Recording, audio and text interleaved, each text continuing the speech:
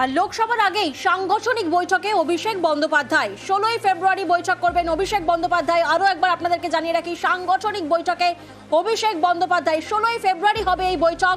Virtually বৈঠক করবেন অভিষেক বন্দ্যোপাধ্যায়।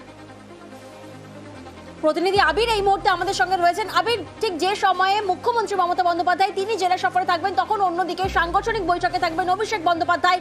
সামনেই লোকসভা নির্বাচন, তার আগে এই বৈঠক ঠিক কতটা তাৎপর্যপূর্ণ? অভিষেক বন্দ্যোপাধ্যায় তৃণমূল কংগ্রেসের তিনি সাংগঠনিক পদে বা দায়িত্বে রয়েছেন এবং মমতা বন্দ্যোপাধ্যায় লোকসভা নির্বাচনের প্রস্তুতিতে যে কতগুলি জেলা নিয়ে বৈঠক করেছেন তার মধ্যে একাধিক বৈঠকে অভিষেক বন্দ্যোপাধ্যায় তিনিও হাজির ছিলেন।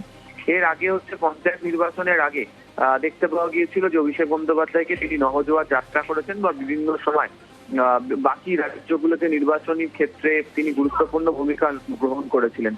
তবে আগামী লোকসভা নির্বাচনের আগে অবশ্যই তার এই বৈঠকটা গুরুত্বপূর্ণ বলে মনে করা হচ্ছে, যেহেতু এমএলএ এবং যারা সাংসদ তাদের বাদ দিয়েও ব্লক এবং বুথের দায়িত্বপূর্ণ ব্যক্তিদেরকে ওই বৈঠকে থাকতে বলা হয়েছে। ফলে ধরে নেওয়া হচ্ছে যে একেবারে নিচু স্তর থেকে উপরের স্তর পর্যন্ত যে সংযোগের বিষয় লোকসভা নির্বাচনের প্রচারের ক্ষেত্রে কি হতে পারে সেই বিষয় নিয়ে তিনি বৈঠক করতে পারেন।